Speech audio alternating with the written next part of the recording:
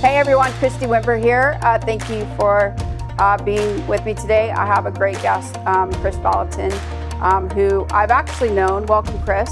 Thanks for being here. Thank you. Like 18 years or 20 years or something. Wait, has it been that long? I was thinking like 14 or 15. Maybe. My timing's terrible, but we've known each other for quite a long time. Yeah, I know. And I honestly can't believe that, because it feels like, time kind of like where it feels like it's been forever, but at the same time, it feels like it's been nothing. Yeah, exactly. Maybe that's an age thing. Can you just, before we get started on our conversation, can you just share a little bit about who you are and a bit about what you do for those that are new to you? Yeah, that's great. So I'm a pastor at Bethel Church in Redding, California. I'm the senior associate pastor, which in English means I'm the guy underneath Bill Johnson. And I'm the co-founder of the Bethel School of Supernatural Ministry. That's kind of, I would say, my claim to semi-fame is that we've raised up 13,000 people out of the school. So, wow. And I help oversee the Bethel Leaders Network, which is, who knows how many thousands of leaders. And my real claim to fame is I've been married to Kris Vallotton for 46 years. And we met when she was 12, and we got engaged when she was 13, got married when she was 17. We have 4 kids, 10 grandkids, and 1 great grandkid. So wow. There's my real intro to who's Kris Vallotton. I know you do have to explain that though, because when you say that you got together when you were 12, it's sort of like, really? Yeah, well, she was 12 and I was 15. I know.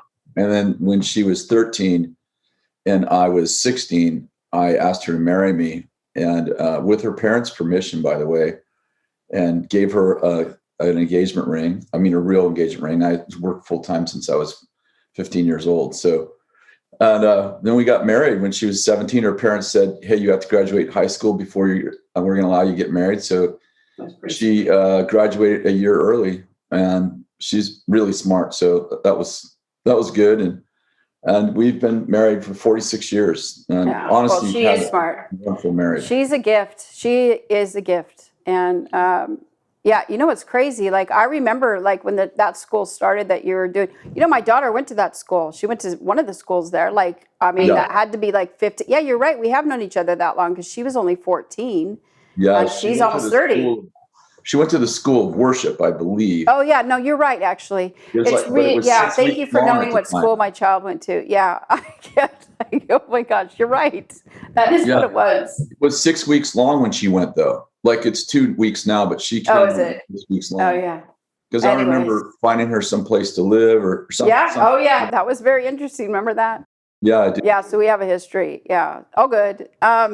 So I've asked Kris to join me today because, well, a few things. One in particular, about leadership in general. I admire Kris. I admire Bethel. I admire Bill. I love them. I think, what they bring to the body of Christ in lots of different ways, where it's been encouraging for me. It's been challenging for me.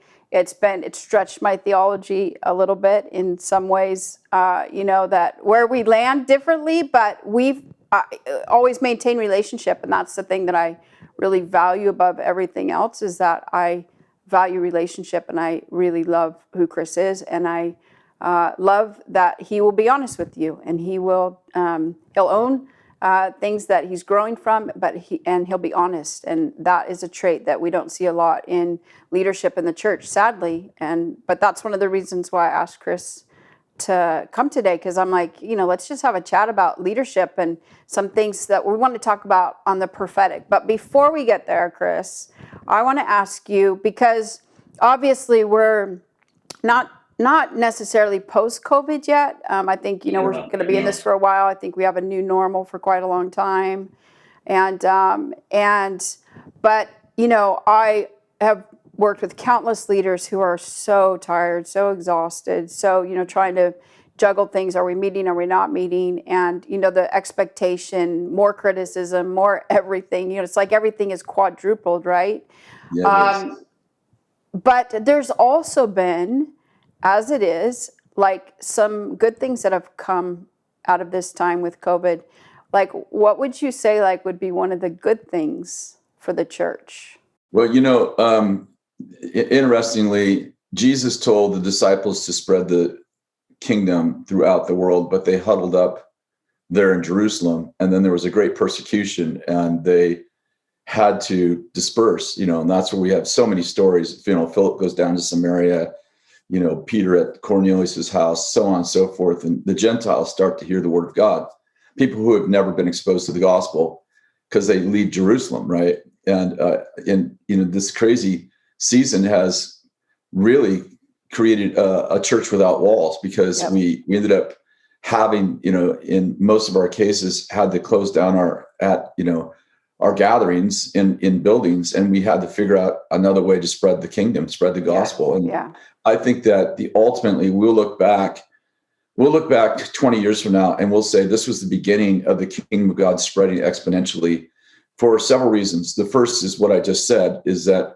people had to get online. And so people like me, older people who, wouldn't use technology, wouldn't use Zoom, didn't know how to use Instagram or, Facebook videos, all of those things, which, there's no reason for me to learn that.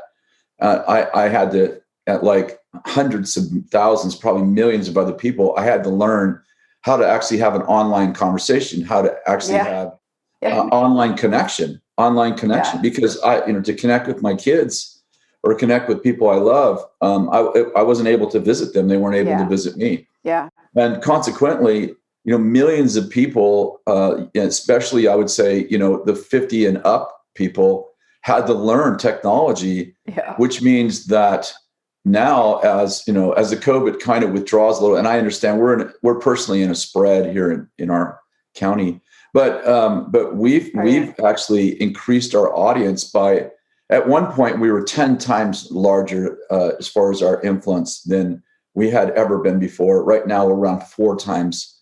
Our influence is 4 times larger than it's ever been in our life. I mean, like, listen. You mean people watching online? Yeah. And we're touching 4 times as many people as we've ever touched in our lives. And we created, and we went from just, you can view this, hey, here, we've always streamed our services, to people are like, I need to have more than, can you view this? Yeah. So we started, talking through what would it look like for participation, for people not just to view, but to participate, and how could they be known? Yeah. How could they actually be equipped so that they practice what they're learning, all that. So, we've developed all sorts of tools, started an online school, and we have, encounter rooms, and we have revival groups that people are in. We have, chat rooms. I mean, all this stuff. We've never done any of that if it wasn't. Yeah. And even if we would have, only the third of the people would have been able to join because they wouldn't have known how to get on. So I think it's kind of, obviously out of ashes, God builds something beautiful. Yeah. I mean, we definitely are like, where if you're not flexible, it's going to be hard to be influential. And I think exactly what you just said is such a good thing. And also just kind of practically loving the people around us and not trying to be so far, reaching. If you can't, how can you love the nations if you don't love your neighbor, sort of thing, Yeah. And exactly. Yeah. So go ahead.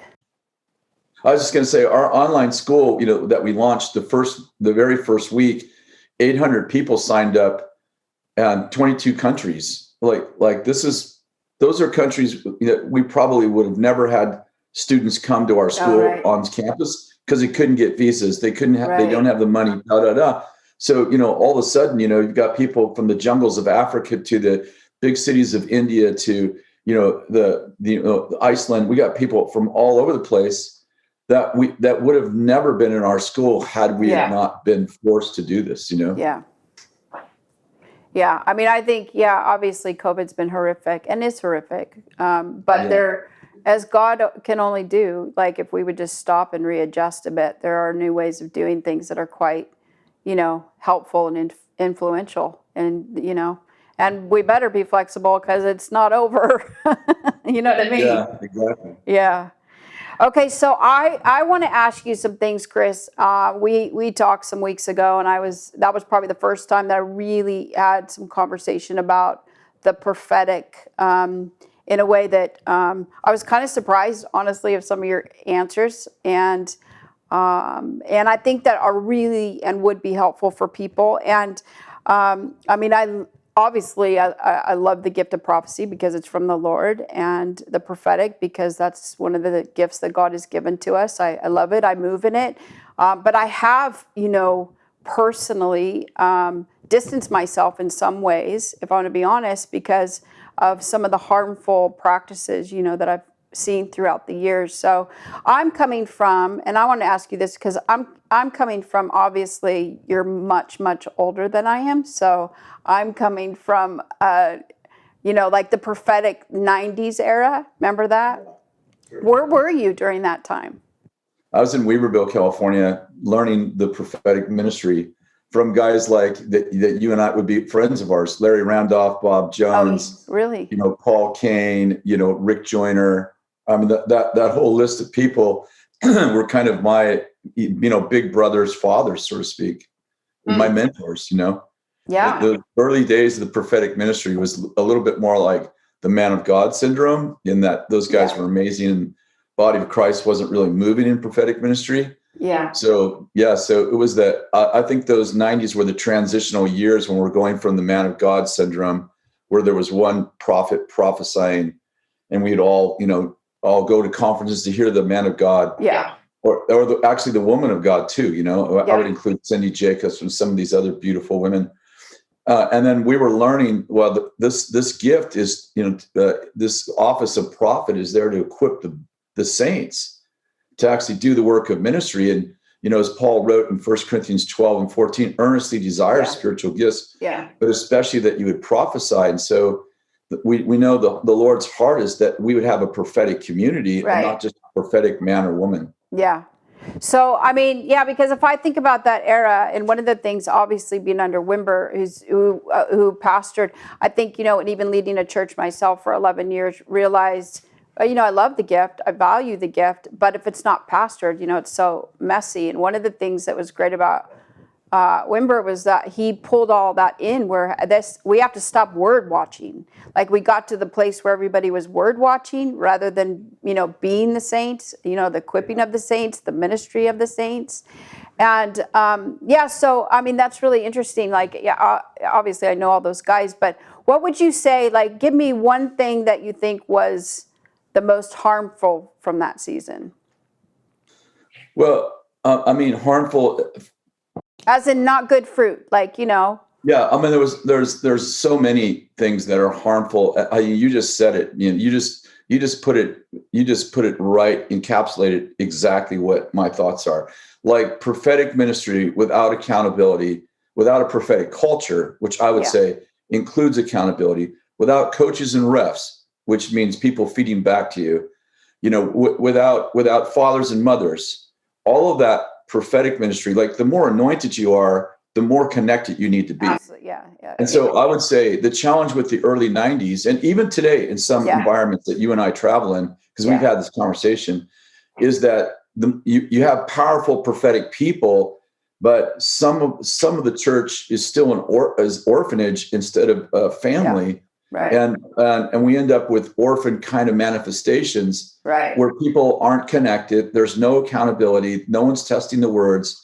There's no coaches and refs, and it becomes really, really a prophetic competition, and gets incredibly unhealthy. Yeah. So when you see, there's two things there that you said that I thought that's actually like right on. Like, what we saw actually, obviously in the 90s, was kind of like, oh my gosh, I mean, it was powerful. There were lots of things that were powerful, but I also lived the fruit of words that were given where it completely took people out, because they would get these amazing words of, what they're going to be over and who they're going to become. And they just thought it was going to fall from heaven. And when it didn't happen, I mean, I saw people get taken out left and right from the prophetic not being handled properly. And then kind of what you mentioned, what we see today. And I'm like, well, have we grown? Because obviously, like in the whole, political area, and obviously it's public, where different words were given from whoever about, yeah, political offices or whatever. Like the prophetic again took front stage. Yeah. So what do you think, Kris, like from what we learned, because this is our, obviously our generation. So what would you say that, did we learn anything like from the 90s to current? And if we've learned, or what can we learn in going forward? Because I think the prophetic is so scary for pastors because they're like, I don't want to pastor that thing. I would love to get a word, like tell me how great I'm going to be, but I don't want to pastor it. You know what I mean? Totally. Yeah. I think the most surprising mistake was my own. And I was humbled by someone that has as much experience as I do, and has written, 4 books on prophetic ministry, and has pastored people since the late 80s in prophetic ministry, and then, make a mistake like prophesying the next president of the United States publicly without any accountability, without checking with my leaders, without passing the word through the very platform and filter that I have built, in our movement. I gave a word. Well, back up. Let me just give a little context. I prophesied both Bush's presidencies, both Obama's presidencies, the first Trump presidency. Now, these are all way before they were ever president, and accurately. And then, but never did I ever do it from the podium for various reasons that we could talk about. And then one Sunday morning, I decided to prophesy a second Trump term, which I obviously felt was the Lord, without talking to any of my leaders. We have an accountability team where you run prophetic words through accountability, because the 1 Corinthians 14 says, let 2 or 3 prophets speak and let the others pass judgment. 1 Thessalonians 19 says, don't quench the spirit. Do not despise prophetic utterances, but examine everything carefully and hold fast to what is good. So the Bible sets up a safety net for powerful prophetic ministry, because there's no such thing as an infallible minister. Yeah. But I ignored all of the protocols that I personally set up for our own movement and did that. And so, sometimes you look back at yourself and you're like, whoa, not as a judgment for everybody else, but as for yourself, like what were you thinking, and what were you doing, And so I would say there's been a ton of growth over the last 15 years in prophetic ministry. I would say that most prophetic cultures that I run with, and I'm not just saying Bethel's, of course, are fairly healthy. 90% healthier than what you and I experienced in the 90s, but there's still room for people to fail, including myself. And then, I was very surprised about, well, first of all, so what do you do when you do something wrong? If you give a prophecy to somebody in private, then you can have you can privately clean it up, right? Yeah, right. But if you want to make a mess, if you want to be the big dog on the street and stand out, in the middle of the square and prophesy to everyone, well, you have to clean up your mess that way. You have to make a public apology. And so I did that. And I think the grievingest part for me was, obviously, if you make a big mistake like that, you're going to lose credibility. You should lose credibility.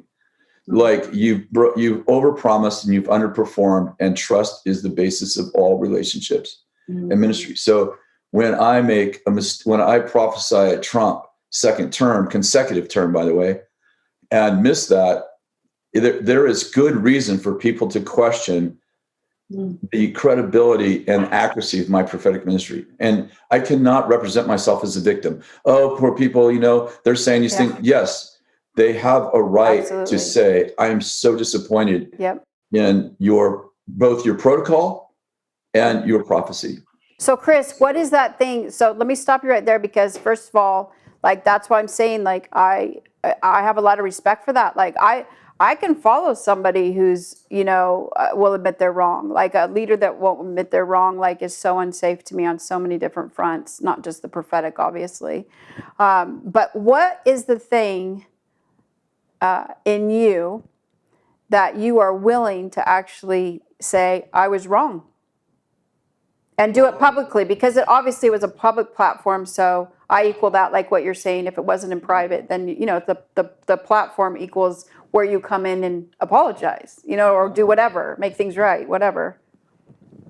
Well, What was in you? honestly, it's humility. Like, the Lord spoke to me and said, humility is the way forward. And, I had a lot of people say, contend for the word, because, one of the things we have to do at times is sometimes prophetic words have, they have contingencies, right? They have, and so, I had a bunch of my friends and that do love me saying contend. But when I woke up the morning that Biden had, he wasn't they hadn't done the inauguration yet, but he was obviously the winner. And, my nature is contend. You and I have a very similar nature in that we are fighters. And so my nature is contend. And when that morning I woke and I was like, I was like, Lord, what should I do? And instead of hearing contend, I heard apologize. Mm. And so, how it is when the Holy Spirit speaks to you. It's not like you have to be so humble. It's like, if you're going to live with yourself, you're going to go fix this. Right. Yeah, so, right. So, my next thing was to apologize. And then a lot of my friends who were contenders said, hey, you've taken us out of contention. Like, you apologized too early. Is that because they were using your voice actually to advance their agenda? Yeah, or advance what they thought was the Lord's agenda, in fairness, because the inauguration hadn't happened yet, right? So they're like, hey, there's going to be an upheaval and there's going to be a recount. And so they said, can you, and then some of my very, very close friends said, Kris, can you just take that apology down until the inauguration? In fairness, we would like to contend without feeling like we're contending against your apology. That makes sense. I still felt I was to apologize. So sure. So I took it down and waited for the inauguration, which was like 20 days. And you can imagine what kind of, what kind of DMs I was getting, right? DMs I was getting. But, and then as soon as it was clear, that our president was, the inauguration was over and he was commissioned, and I was like, okay, I did what my friends asked me to do, which seemed reasonable. And then I reposted the apology.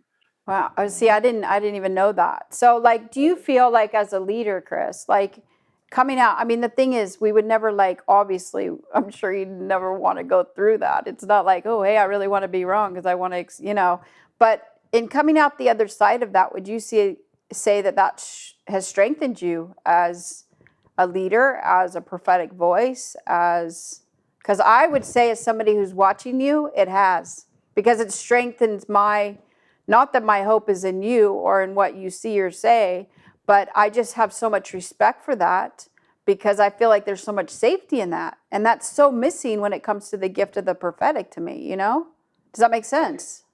I think trials make you bitter or better. Yeah. So, so yes, it strengthened me, but it also, I relearned. It's like, I didn't learn theologically what to do because I'd already violated that. So I was teaching the right thing to do, right, but I did the wrong thing. Yeah. So it wasn't like, oh, I got this new revelation about the way you're supposed to do it. Yeah.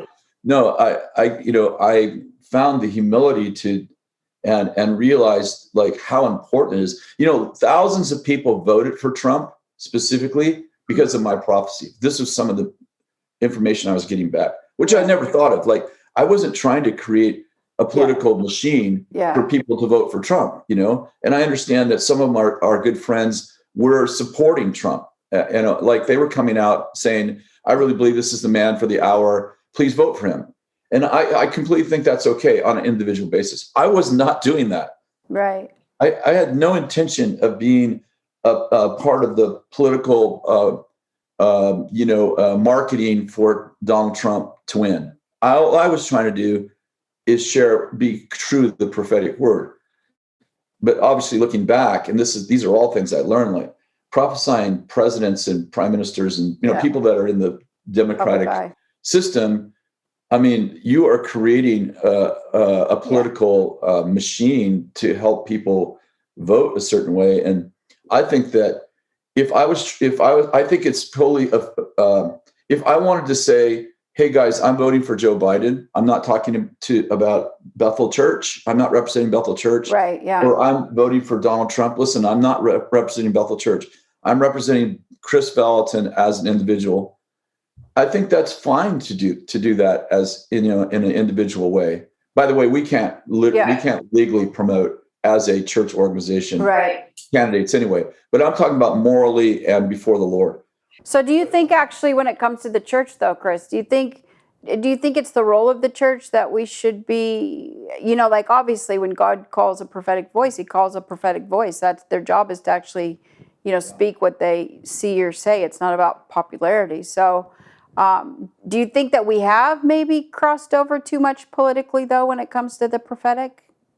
Well, I think different people are called to different things, John the Baptist and Jesus. John couldn't drink wine. He fasted all the time. He couldn't, he preached in the wilderness. Jesus made wine for people who are already drunk. He preached in the temple. He wore seamless, beautiful, what was known as a beautiful tunic. John wore camel's hair. So we have two guys that had very different ministries that they both brought the kingdom. I think there are churches that feel very, very strongly with their leaders that they're supposed to, for instance, promote the conservative agenda. And I have deep respect for them. I don't think, well, you're doing something wrong. There's others of us who, we like, this is just me. I'm not representing Bethel right now, or Bill Johnson or anybody else. My ministry has been to both sides of the aisle for 15 years. I worked in DC. We used to have a house in DC, 11 blocks from the White House. And I was a spiritual consultant, still am, but I was actively a spiritual consultant to political people, governmental people for 15 years on both sides of the aisle, Democrats and Republicans. So for me personally, I'm like, I want the Bethel movement to be a kingdom movement that influences all realms of society. And by the way, right now we have 72 countries that are in our school ministry. They're not Democrats and Republicans. I mean, they're parliamentary people. We got people out of communist China, So, if you want to promote the Democratic agenda in your church, don't be surprised that you only have Democratic people in your church, right?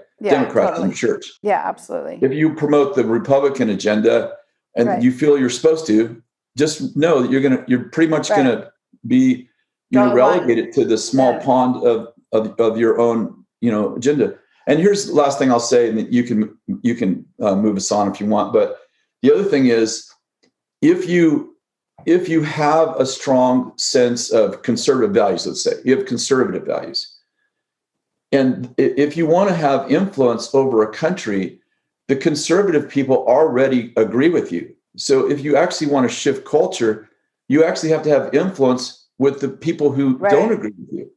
So if you dishonor them, like if you're like, Democrats are baby killers, all these crazy, one-line statements.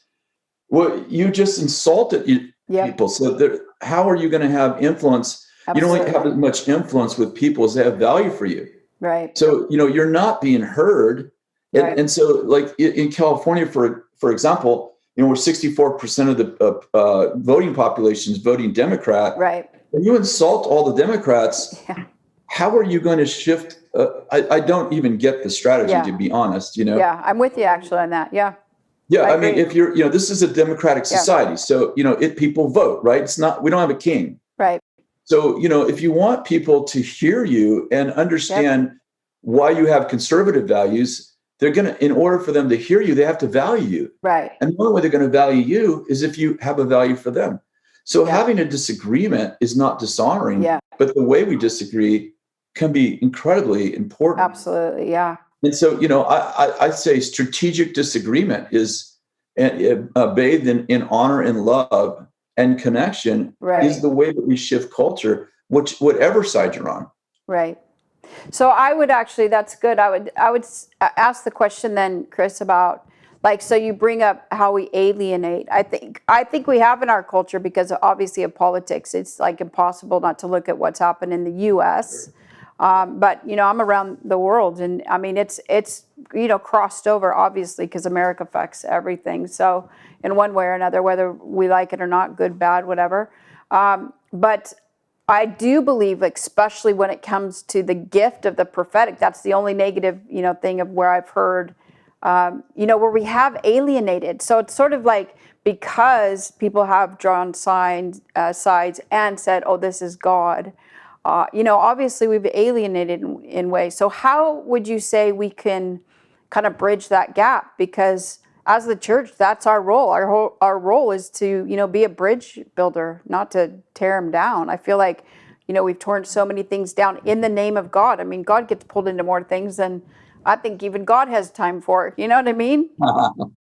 But what would you say to that? Like, how can we, where we've alienated people because we've said, "Oh, this is God," when in Well, fact, first of all, I mean, let's be real. God does speak to people and offend people. Like Yep. Jesus didn't Yep. have any trouble offending people. Yeah. So we just, we have to remember that we're not Jesus and we're not infallible. So, right, I think, but in my mind, like humility and honor go such a long ways to, yeah, actually,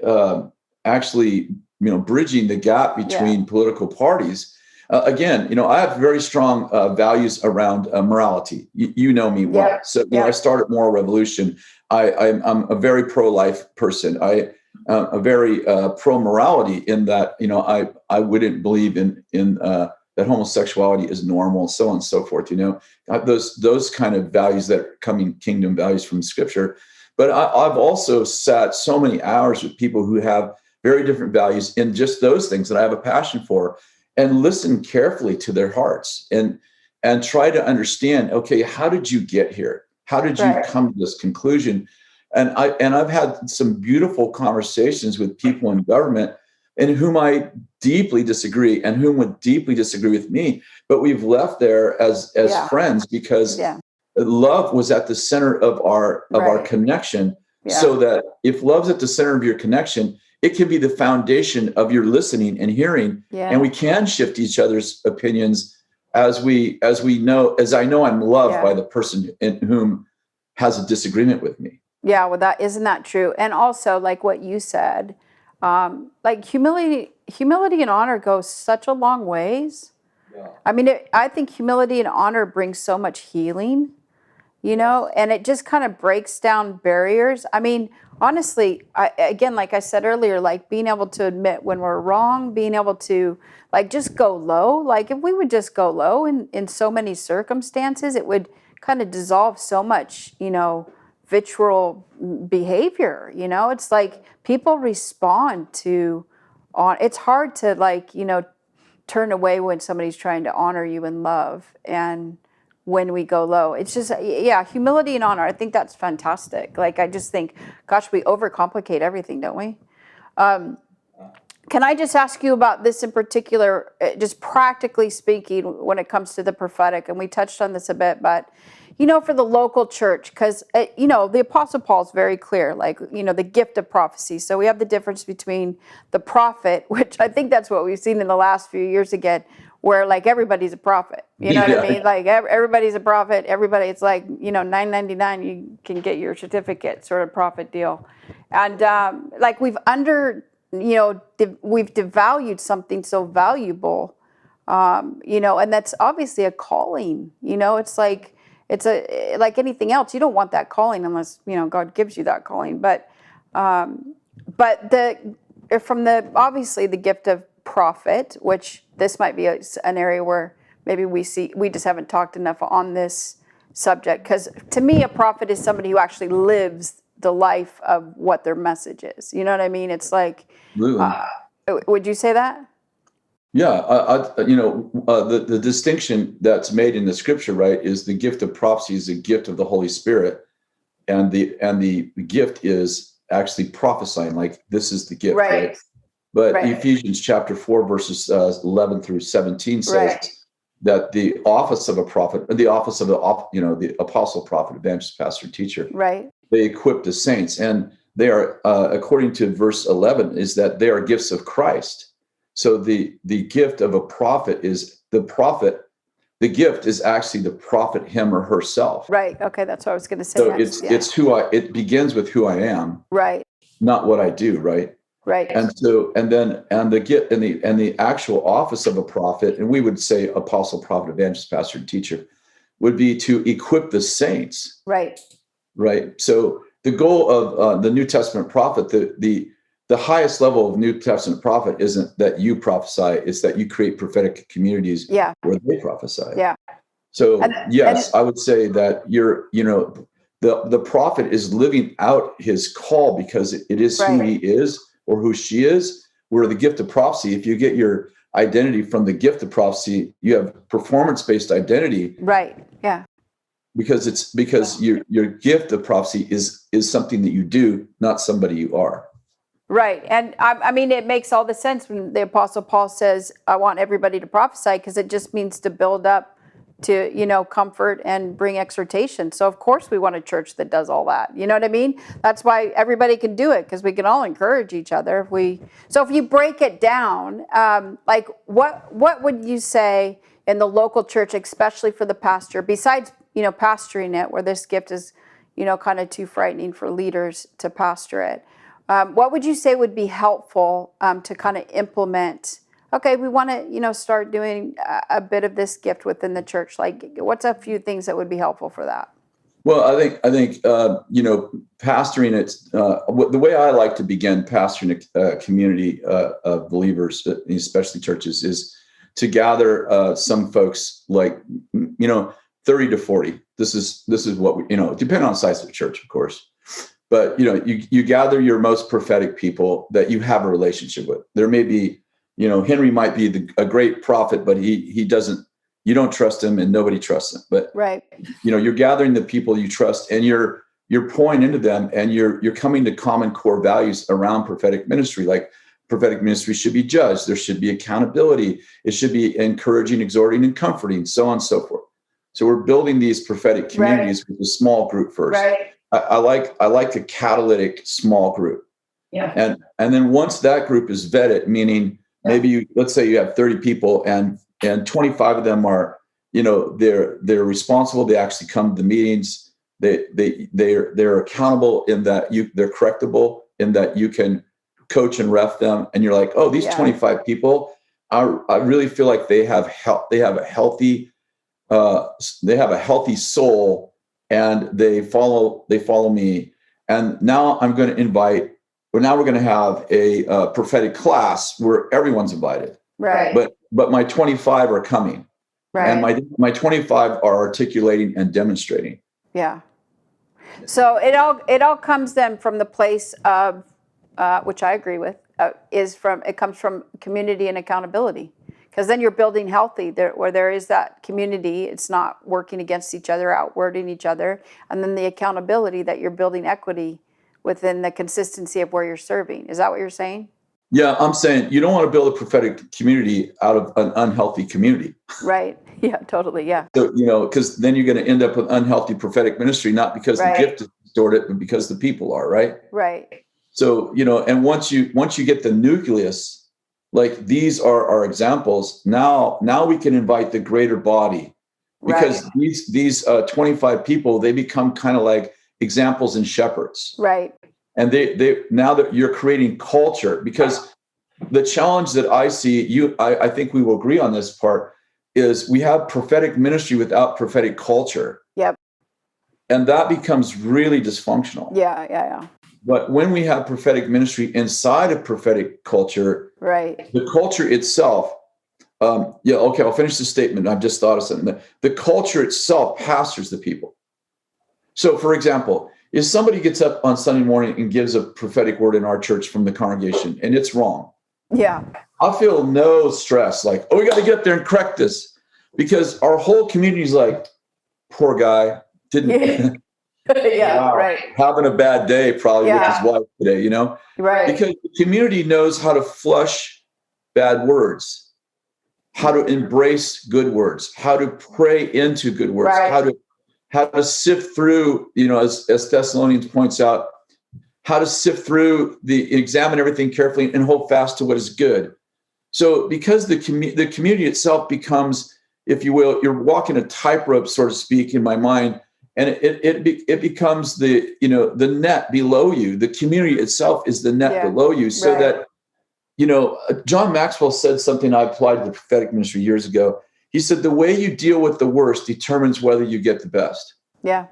And what I've noticed is when someone makes a mistake, everybody else who's ever thought about prophesying is watching how the leadership deals with the person who makes mistakes. Yeah. If you're harsh with them or you embarrass them, then you may deal, okay, so you've got that problem solved, but you created a culture where people are not going to want to risk. Yeah, exactly. And if you want a prophetic culture, then prophetic cultures happen in a culture of risk. Yeah. That proverb says, where there's no oxen, the manger is clean, but much increase comes with the oxen. So if you want to have a nice, clean, no one ever makes mistakes church, what you'll end up with is no one ever does anything church. Yeah, is it not sort of like I'm a big believer that you create a culture, a community of failure. I mean, I know that sounds horrible, but if you can't fail, nobody's going to risk, so that safety of like that community, that accountability coming from community. I think, a lot of pastors are going to probably watch this, Kris, and they're like of smaller churches. So but I'm like, just start small. Like, this is not like getting, I start where you're at, you know what I mean? And but I love that whole thing of the community and how the community, that's scriptural, isn't it? Where the people know, the people judge, the people know what's from God and what's not from God. I remember this word years ago, I'll tell you this, but it was in the Vineyard, and it was kind of like one of the kind of early stories of like when, words would be given or whatever. And this guy, stands up and obviously feeling very confident and starts talking about how, thus saith the Lord. And it was like all about judgment and all this. Then on the other side of the, warehouse, because, our churches are warehouses, is on the other side of the warehouse, this other guy stands up and says, "That's baloney." I thought, that's honestly, like, the people know. Like, we just don't give people enough credit. I would love to see, like, obviously where we're operating in all the gifts in healthy ways so that we're doing, what God's entrusted to us and stewarding that really well, to the best of our ability. Where outsiders, where people that don't know the Lord are like, hey, that I like, that I can buy into. John Wimber taught us so much about a kingdom of risk. Yeah. Years and years ago, our teams went to see John at a Vineyard conference of, 3,000 or 4,000 people. And we were, and taught us how everyone should be involved in the gifts of the Spirit. And in those days, the emphasis was on healing, words of knowledge and healing, at least that conference. And, our teams came back and actually over the next 2 years created a culture of healing, words of knowledge, and all that came from John. Everybody gets to do the stuff. Everybody gets to do the stuff, And that what was happening with the Vineyard Movement is it was taking us out of the man of God syndrome, where one person is like the most anointed, everybody comes to watch, to hey, the body of Christ is the Son of God's representation to the world. And so, these are all, we're a couple decades from that, and we're learning and growing. And although we're still, obviously, as we open this conversation, we're still making mistakes and falling down. But you're gonna, people are like, "Were you embarrassed that you did that with Trump?" I was like grieved, but my own team got it. Our whole culture, our culture got it. Like Kris made a mistake. Those prophetic words should have been judged. And he's created a whole culture where he's told us over and over, when you make a mistake, when you get the word wrong, you apologize. So our movement was like, he did exactly what he's been teaching, except for the way I gave the word, as I already pointed out, was wrong. But the rest of the world was like, what are you doing? Da, da, da. I think that, we got to create prophetic cultures that are healthy. Yeah, absolutely. Well, that's what I believe. Hopefully, as we go forward, we're going to be, even pushed into having to, create, communities that they may be a little bit smaller for a while, but that's where healthy things can really grow in deeper ways. The depth of the church rather than the how big something is. That's the deeper church. Yeah. So, thank you. Honestly, we could talk for hours because there's so many things on this where I'm like, this is healthy, this is good, and I think will really be helpful for people. So I really appreciate it. Like, we're going to have to chat again because, it's like there's so many things that if you just bring like a bit of, it's the language thing, isn't it? And just kind of letting people know, some healthy ways of going forward. It just can create so much change. So I really appreciate it. Thank you so much. Well, I appreciate you and your family and what you guys have brought to the world, and your ministry has been so powerful. And I'm so thankful for what God's doing in you. And, can I just give you a little bit of prophetic word that I feel the Lord's giving us as a family? The Lord told me I was getting up to share about the fact that we're going through transition. But when I stood up, the Lord said, this isn't a transition, this is a metamorphosis. And I'm like, and he said, a transition is when you go from season to season, but a metamorphosis isn't about changing seasons, it's about changing you.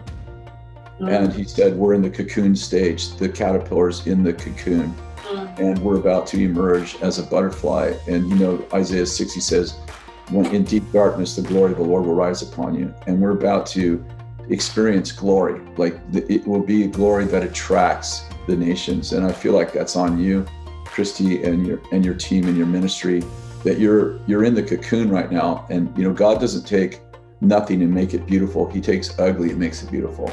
He takes ugly seasons in our life, and even ugly mistakes, and he turns them into something beautiful. And the caterpillars are attached to the earth, but the butterflies attached to the heavens. And it's and I believe it's something that we're going through, but specifically I saw you fighting your way out of the cocoon, and I felt to say to you, and of course you can cut this out, but I felt to say to you, it's in the struggle to get out of the cocoon that builds that pushes the blood out to the wings and causes you to actually be able to fly. And if somebody comes in and rescues the butterfly too soon, like they open the cocoon, the butterfly emerges and won't ever fly. So I see you pushing against the walls of this thing, sometimes in frustration and pain, but whatever the motive, this cocoon's going to open in the next 9-10 months, and something so beautiful is going to emerge from it that you've never dreamt of. Like you never dreamt it could be this good. And so I just want to bless you and thank you for having me on. Well, thanks. Now you're going to make me cry. Yeah, it's crazy. Like I was just reading about that a few weeks ago, and not about what you said. But I was just reading about moths, how that happens with moths, and they have to fight their way through. Like so, yeah. I'll take that. I think that's probably the Lord. I love you. I appreciate it. I love who you are. I appreciate our friendship. Thank you, Kris. God bless you guys. Yep. Hey everyone, Christy Wimber here. I have a special guest. Wait, sorry, I just brought my glasses. Yeah, take two. Such a nightmare. Anyways, we're so distracted. Christy, you look great. I do, thanks. Yeah. Did you say I do? Like you do look No, good? I didn't say it like that. She did. Which I've done 3 times. Don't cry.